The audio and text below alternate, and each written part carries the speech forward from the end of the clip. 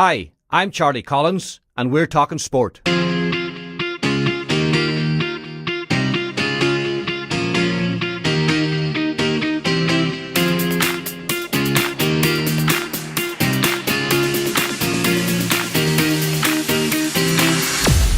Yeah, we're talking sport today with former Donegal star and All-Star Tony Boyle. Tony, you're welcome to Talking Sport. Good to have you here. We're going to be talking, of course, about the round 4 matches in the All-Ireland qualifiers that were played at the weekend, which set us up for the quarterfinals this weekend, and we'll be looking forward to them with Tony in a moment or two. Lots of other sport happening at the weekend.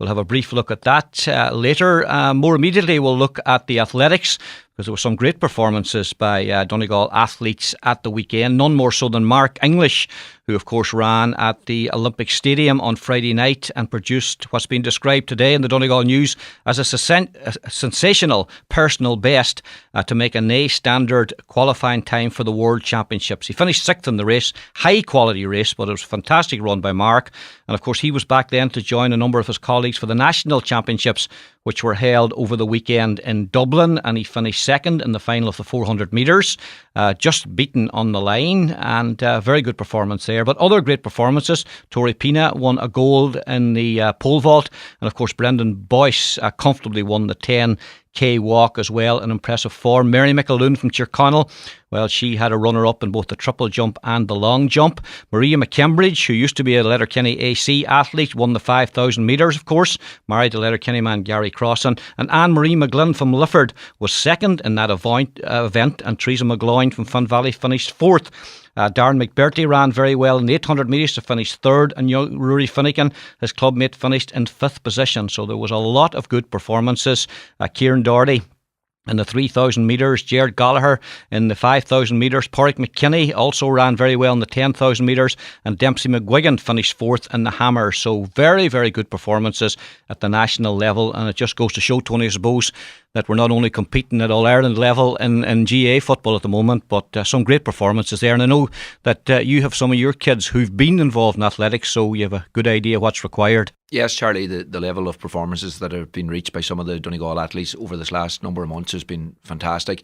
As you said, I have a couple of daughters that run with the local athletic club down in Ross's Athletic Club, and I've been to... Took that from their mother, did they?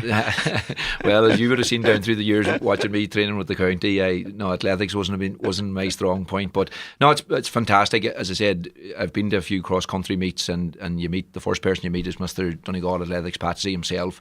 And the one thing that I did notice, and something that I didn't realise, is the buzz and atmosphere that's at athletics meeting. It's second to none. And listen, it's great that we have athletes at the likes of Mark English that is reaching the level. Hugely competitive, even at underage level, between the clubs and the county. And I suppose that's why we have people like Mark English and Darren McBurty and them, and Rory Finnegan and young lads like that, and Mary McAloon coming through, because from a very early age they're in a very competitive environment here in the county. Yeah, that's right. And I don't think people realise till you go to the meetings how intense and it is, because it's a very, very individualised sport, and they're building up and training for weeks upon weeks, and a bad start, if it's a short race or something goes wrong in a cross country, that you slip at a corner, it can all fall apart. So it's very, very tough sport, and you need to be very, very, very mentally strong for it. And coaches and parents getting very excited along the sidelines. Yeah, it is. It's amazing. I've been to a few cross country meets, and you'll have parents running alongside. Well, obviously I wouldn't be fit to run too far, but you try and get to a corner that they'll pass a couple of times. But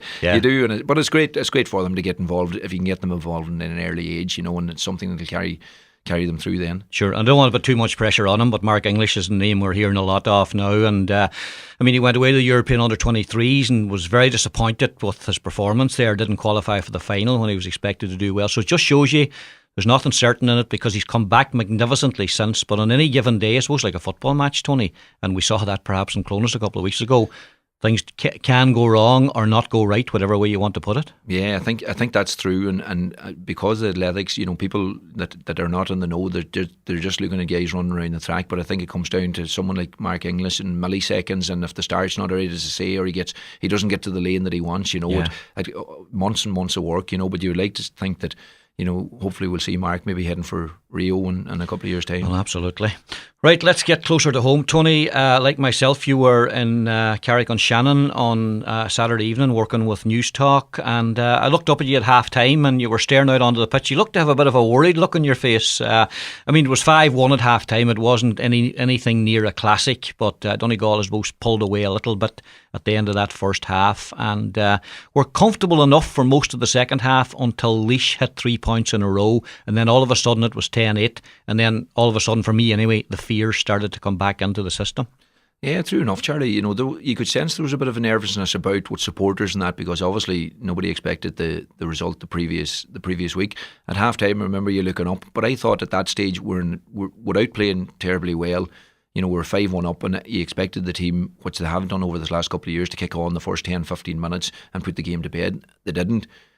Laois kicked them a couple of scores, and it became tight again. The next thing, you know, I was on commentary, and Colin Parkinson from Laois was down on the sideline doing a bit, and his thing is if Laois can stay in the game going into the last 10 minutes, there'd be a bit of nervousness, which there was, you know. But I think overall, Jim's probably looking at it and saying, well, job done. It was all about trying to get through that game and get back to Croke Park, and that's what he's achieved. Yeah. I suppose one big plus was when it got back to 10-8, and there was a bit of nerves about, the boys lifted their game and they scored 4 points from play in those last number of minutes, which was encouraging to see, because they didn't panic, and I suppose along the line or sitting in the stands we were panicking a little bit, but the players didn't, took their scores, and Paddy McBurty and Colin McFadden, Neil McGee and I think it was Liam McAloon got those 4 last points from play, so that was encouraging. Yeah, it's very, very encouraging that we finished strong, because it's probably something that we expected Donegal to come out the week before against Monaghan in the second half when we were only 3 points down and put a big push to try and close that gap, and it didn't happen. So that was encouraging. I thought as well. I thought the defence was more, their tackling was very good the last day.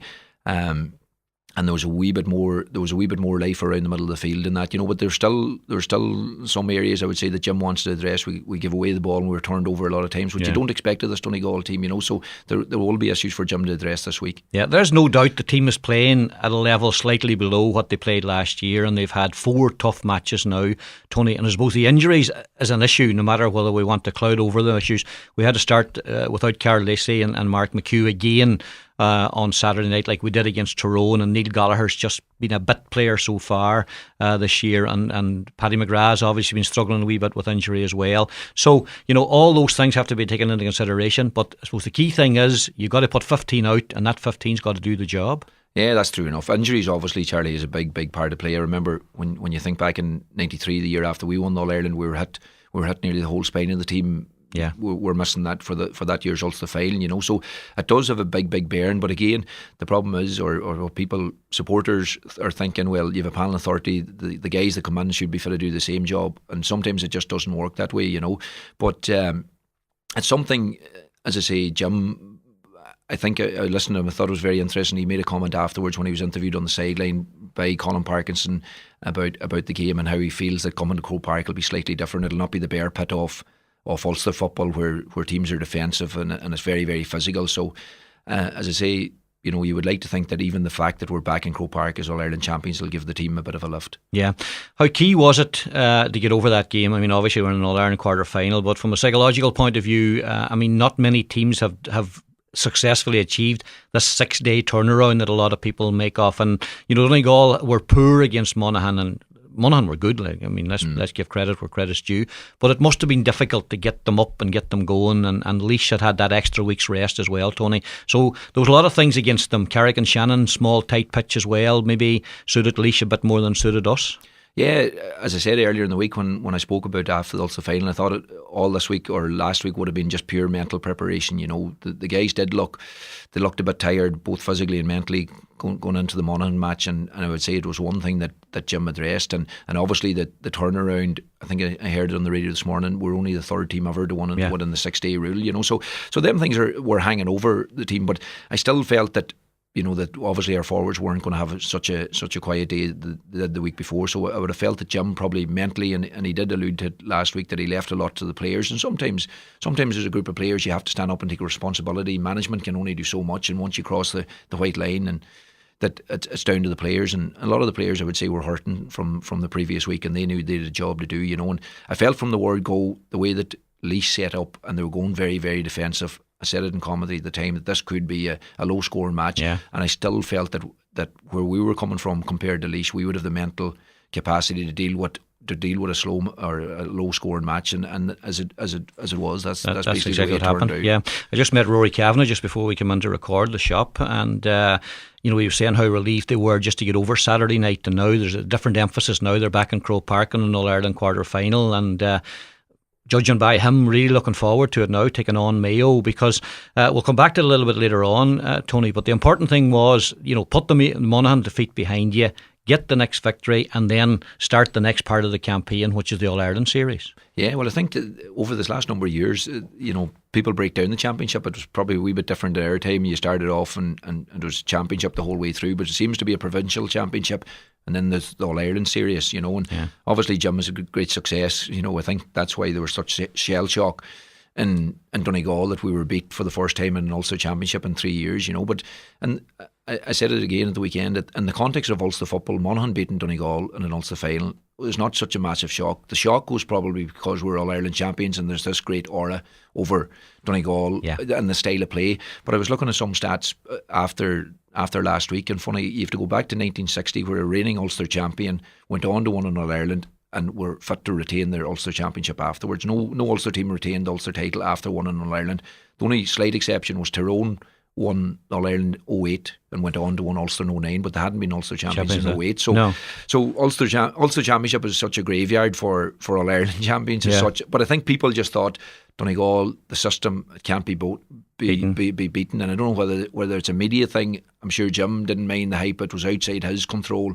But I think it did affect teams mentally. Obviously, after what happened last Sunday and Clonus, other teams now are thinking, well, maybe Donegal are not such a hard nut to crack. But I think as you alluded to what Rory said, it's all about getting back. It's now the All-Ireland series. We're still in it. We're still current All-Ireland champions, and I would say the boys are chomping at the bit to head for Croke Park at the weekend. Yeah, hopefully. Let's just look briefly at the other three games. Cavan always favoured to beat London, but they did it, I suppose you could say, look at the scoreline convincingly on the scoreline, but certainly not during the game. Great credit to London, and I know you have connections over there with London, Tony. I mean, what a run! And I know that we're obviously saying Connacht football, blah blah blah, but I mean they were in that game for 3/4 of that game at the weekend. Yeah, it's been fantastic. The year that London had. Obviously people will link it with the immigration and a lot of people over it, but there's a lot of people there for many years doing a lot of hard work. So when the championship starts off, you always think London's going to win a championship match, but this year they've won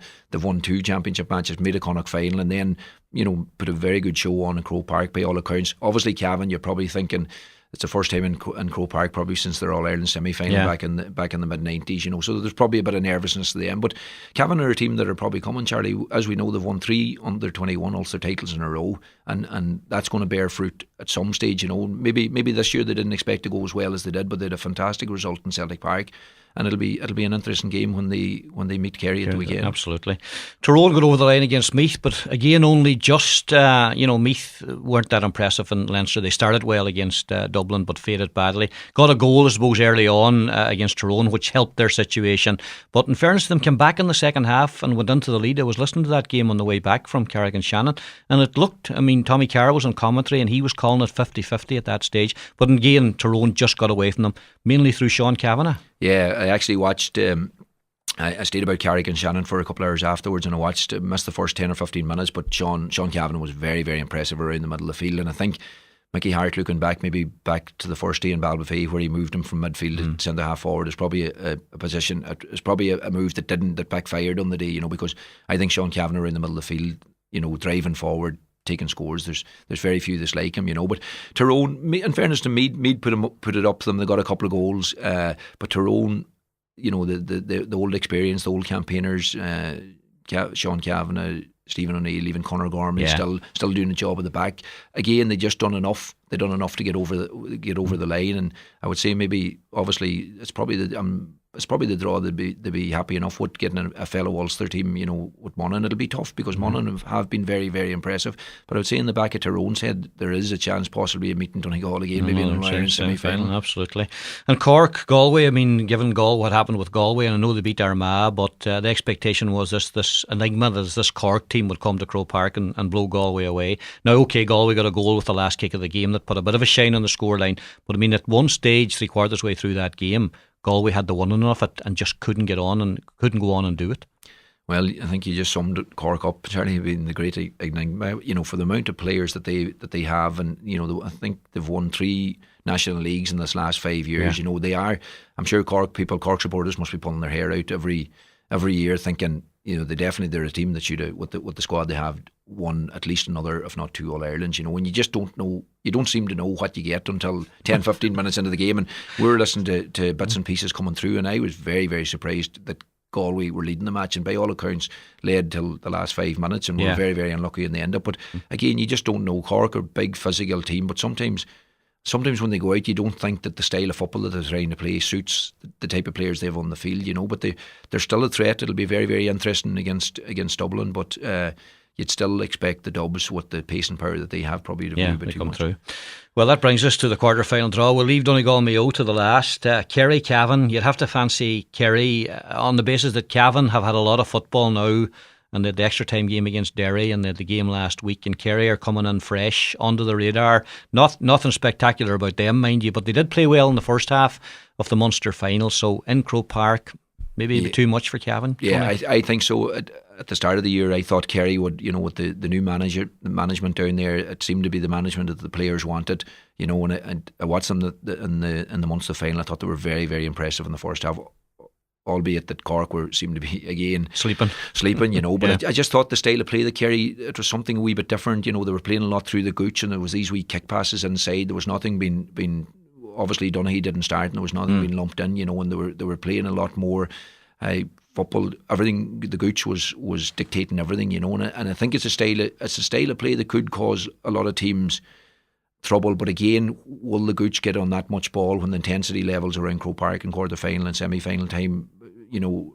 But you'd expect Kerry to come through that one. Yeah, and as you say, Dubs and Cork, you have to fancy the Dubs, unless Cork produce one of those performances that we know they're capable of, but they only come very, very seldom. Yeah, I think that's the one.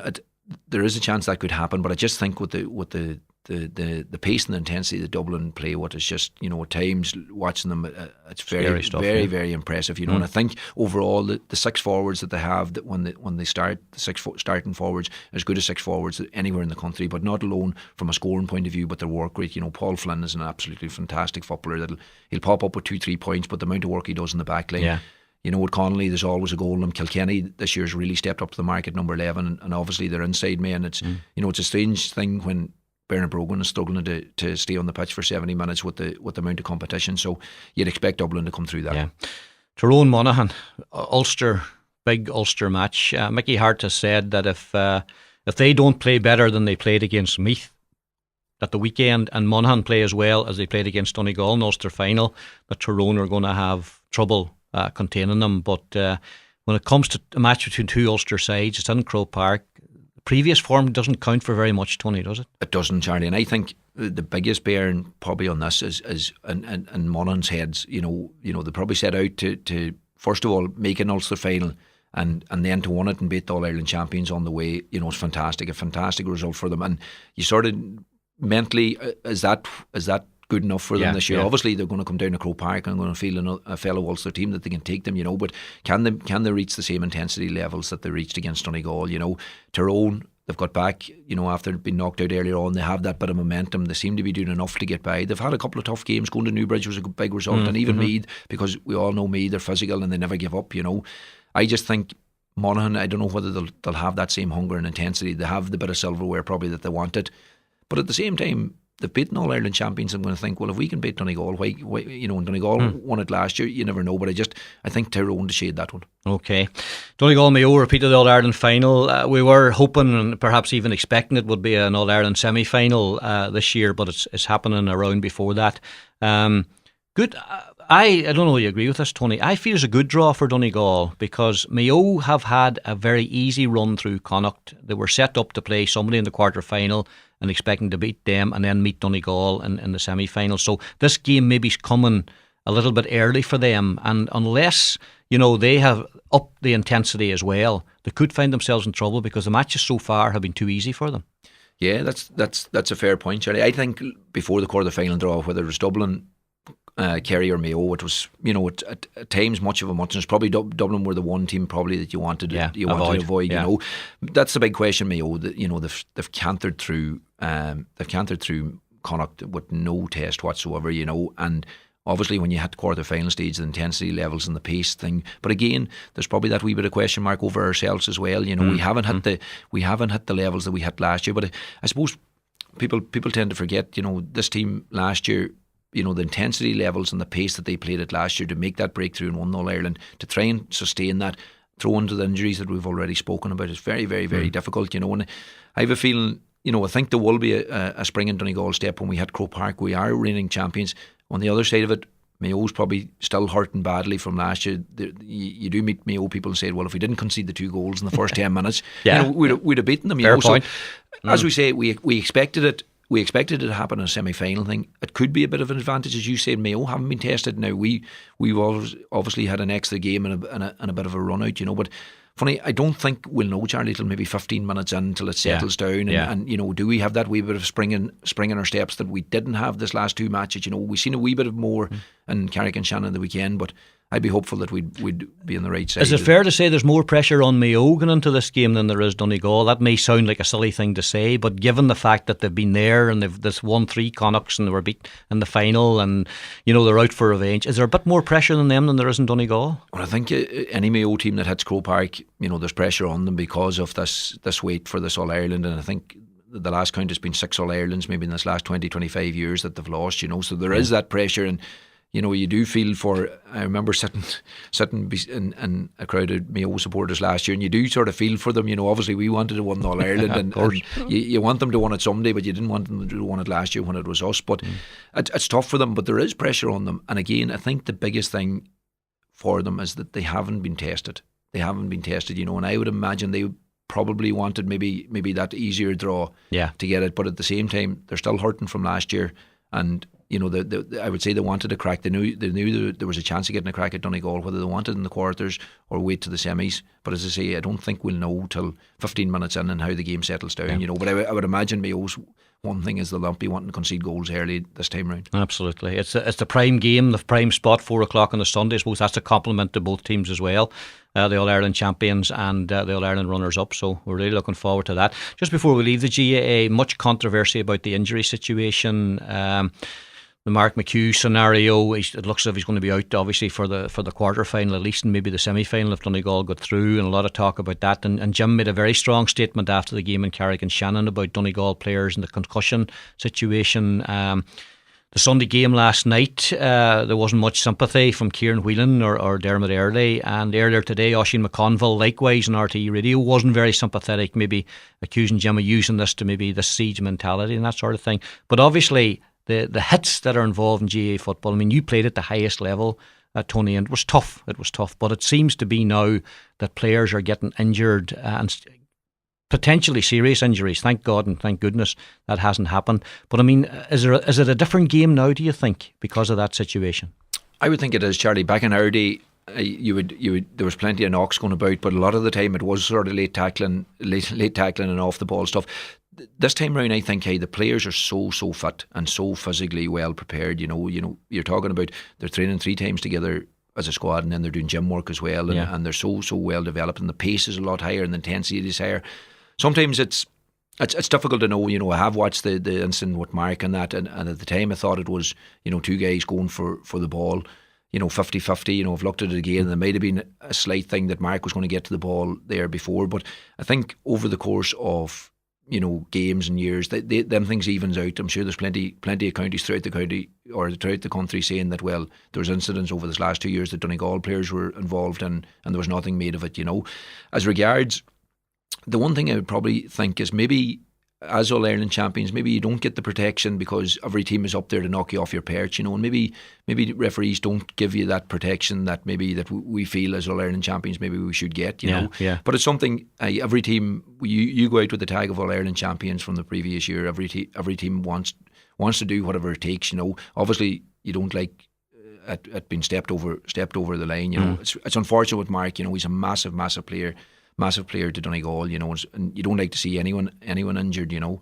But it's difficult, you know. Jim was probably circling the wagons. It's not a bad thing to do. Managers have used it before, you know. I know it was very physical in Carrick and Shannon, but you expect that from Leinster teams anyway. Yeah. You expect it from Leinster teams, but hopefully as many injuries clear up before the weekend, because we'll need as close to the full squad as possible when we head for Croke Park. I suppose it is an issue the GAA are looking at, because the controversy about the black card coming in next year as well, and Tony Scullion spoke very passionately about that at Congress and got it over the line along with others, and managers are not happy with that. And one of the things that's going to be very sore on, apparently, is this third man tackle, taking the man out after he's passed the ball. I mean, there was a number of those incidents on Saturday, and you know, Marty Duffy wouldn't be my favourite referee, but you have sympathy for them because he's trying to play advantage, and he did come back and he did show yellow cards to people and that sort of thing. So satisfying everybody who's watching the game is absolutely impossible, Tony. No, it definitely is impossible, and as I suppose referees around the county know, when I'm on the sideline this last couple of years, the frustration can get the better of you, you know, and it is a difficult job. Whether the black card is the way to go, like I watched, as I was telling you, Meath and Tyrone, you know, when the amount of cynical fouling off the ball was unreal. Like, and it's going to be a case that you could have 3, 4, 5 guys that have to be replaced. Listen, they probably have to try something. But as I say, it goes back to the game being so physical. The intensity levels are so high because the guys are training 5, 6 times a week. You know, it's getting harder. I think maybe the standard and the intensity, the pace of players are moving on now. Whether it's coming to a stage that you may need 2 referees to handle games of that pace. It's maybe something that may have to be looked at down the line. All right, then let's just have a wee forecast from you. Dublin and Kerry to get through to one semi-final. Yeah, I think Dublin Kerry in one semi-final. Okay, and Tyrone to beat Monaghan and meet who in the other semi-final? I think we'll have a it'll either be Donegal or Mayo. I think we'll have a replay of the Tyrone Donegal first round match in Ulster, which would be great to look forward to. Fantastic, absolutely a big derby match it would, surely. Just a few other sports to talk about, and Tony's a man who's taken part in more than GAA. Harps got a good victory on Friday night, and it was Kevin McHugh got the goal for them, and much needed victory for them. Harps struggling badly, and nobody in the county likes to see that, Tony. There'll be great support from down your area with the KG connection and that for Harps and that. So, you know, it was good to see them getting a victory at last, because they hadn't won for 7 or 8 matches. No, listen, it's great. There's great affinity with KG Rovers and Harps, and a lot of local guys still travel up and down to the games. And with a young guy, he's part of my minor squad, Danny Rogers, a great keeper, and he's signed for Harps now when he's 16. You know, so listen, it's great. I know. They've been going really well at the start of the season, then they had a blip, what tends to happen, and sometimes it's very, very hard to get out of it. But as you say, it was a great result to get on at the weekend, and hopefully that'll turn it around. Hopefully. Still only 6 points out of third spot by virtue of the fact that Meriview beat Longford, the leaders, which was a surprise result. But they have a big game now on Friday night. Harps are away to Athlone Town, who are leaders on goal difference. They're 10 points behind them. So with 3 points for a win, you know, if they win, they're only 7 points behind them. Now Longford should win at the weekend, but still, the victory was important. Derry City got a victory yesterday against Limerick. Davy McDade scored the goal, and that keeps them in third spot in the Premier League. Sligo 0, Shamrock Rovers 0. Here's a good stat for you. Shamrock Rovers have played 22 games and they've drawn 12 of them. And they're just 10 points behind the leader St Pat's. So if they had won half their games, they'd be right up in there. Half the games that they drew, 12 draws in 22 games. It's unbelievable, isn't it? When you see that, you would have been as well losing. Yeah, you would have been exactly half of them, and one on the other half, and one and half on them. Yeah, it's crazy. And Cockhill Celtic dropped a couple of vital points yesterday in the Ulster Senior League. Swoley Rovers, who are a test for everybody, held them to a scoreless draw. Gareth Wade had a brilliant game there. So Drumkeen United can go 3 points clear if they beat Letterkenny Rovers on Thursday night. 2-horse race there, Tony. Cockhill and Drumkeen. I remember a time KG Rovers used to be competing very much in the Ulster Senior League, not at the moment, unfortunately. But Cockhill Drumkeen's a good battle, and Drumkeen can You know, not easy. Letterkenny have only lost once this year. They've only won 4 and drawn 4. They've only lost 1. But that's a big game on Thursday night. Big derby match, and you have to give great credit to Drumkeen. You know, the amount of work they've always been there. They've always been there in also Senior League. Some years just scraping around the bottom. You know, but it's great to see a team that's stuck at it, and now they're up there challenging Cockhill, and I think get a result on Thursday against Letterkenny puts them in a great position. Absolutely. I was chatting to young Brendan Boner, actually, who plays for Drumkeen. He was telling me several players looking to join them, and that's always a good sign. That's a good sign. Healthy sign. Here's one for you now. We're in the wrong era here. Gareth Bale to Real Madrid. This is the story out this morning, right? 95 million sterling. Real Madrid allegedly are going to pay 51 million plus 2 players for Gareth Bale. I mean, I'm a big Spurs fan, and if this is true, what I'd say to Spurs is take the money. Well, you know my allegiance, Charlie, and it's the other side of North. Absolutely. It's the other side of North London. And as I said, some Arsenal man said to me last week, would you want Spurs to have 90 odd million? And I says, well, they'll probably not spend it anyway. But it's an interesting one, Charlie. It's something that we're speaking about. Obviously, Arsenal are looking to get Suarez, and you'd imagine that if Suarez would rather go to Madrid, but if they buy Bale, then the chances are Suarez mightn't have anywhere to go. So there's it's always, listen to me, the silly season and the window and that. But whether Bale's worth that money, I don't think. I would tend to agree with you. If you were getting that type of money or them couple of players along with it, I think it's a no-brainer, you know. And obviously, it comes down to the player. If the player wants to go, let him go. There's no much point in keeping my him. son Stephen's a Liverpool fan, and the question he said to me is, why would he want to go to Arsenal? Why would he want to go to Arsenal? But we'll watch that. A bigger club. Absolutely. Bigger club. And golf, it well done to Michael Hoey, who won the Russian Open. Brant Snedeker won the Canadian Open. And this morning, Mark Wiebe beat Bernard Langer at the 5th playoff hole at the British Seniors Open. They were playing in the dark last night with the lights on. I'm not sure if you saw it. They played 2 holes, but Wiebe beat him anyway at the 5th playoff hole. And Kerry Webb, the veteran, won the European Masters and ladies. Lewis Hamilton won the Hungarian Grand Prix after saying on Saturday it would take a miracle to win it, but he won it anyway. And let's take our hats off to Phil Taylor, who won his 14th title at the World Match Play. He beat Adrian Lewis 18-13. What a man, Phil Taylor. Unbelievable. Incredible. Unbelievable. Incredible. Great sport. You don't need much fitness for it, but it's Absolutely. a great spectacle. Will you be spectating or working at the match on Sunday, Tony? I suppose you don't know yet. No, I don't know yet, Charlie.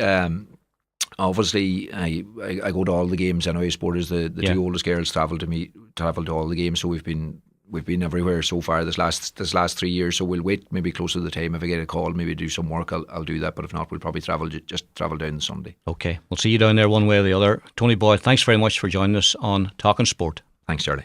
That's it for this week. Join us next week for a reaction to Donegal's quarter-final against Mayo and the rest of the All-Ireland action, and indeed the rest of the sport. For now, bye-bye.